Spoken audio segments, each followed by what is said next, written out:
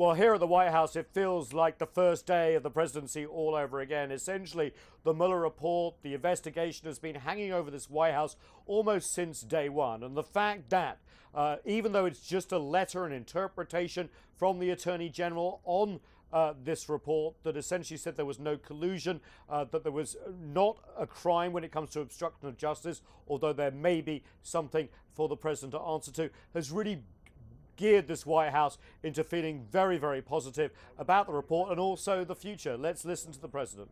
We can never let this happen to another president again. I can tell you that, and I say it very strongly. Very few people I know could have handled it. We can never, ever let this happen to another president again. Now, the president's saying that this shouldn't happen again, but it's not really over politically. You know, the Democrats and others in Congress want to see the full report.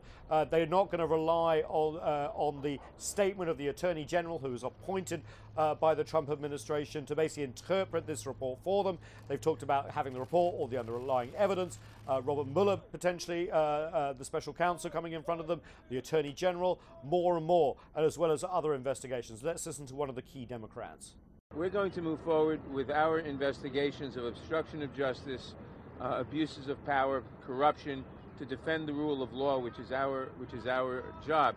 But for now, at least, this White House are very upbeat about this. They have basically been criticizing the U.S. media for getting ahead of their skis on this story. They've been actually privately going up to U.S. media here at the White House in our live shot positions and saying, look, you should apologize. You were saying that potentially the president was in legal jeopardy, his family, his closest advisors. You shouldn't have gone that far. All this is to be debated within the U.S. political system. But what about the effect on Russia? Well, remember, the U.S. president campaigned on having closer ties between Washington and Moscow. He says this investigation has been a cloud hanging over him when it comes to international affairs. And the Russians have reacted positively as well. This is what Dmitry Peskov, the spokesperson for the Kremlin, said on his daily call. He said the Mueller investigation was a bit like a Chinese philosopher who said it's hard to find a black cat in a dark room, especially if it's not there. Apparently that Chinese proverb, according to my Chinese colleagues, attributed to Confucius.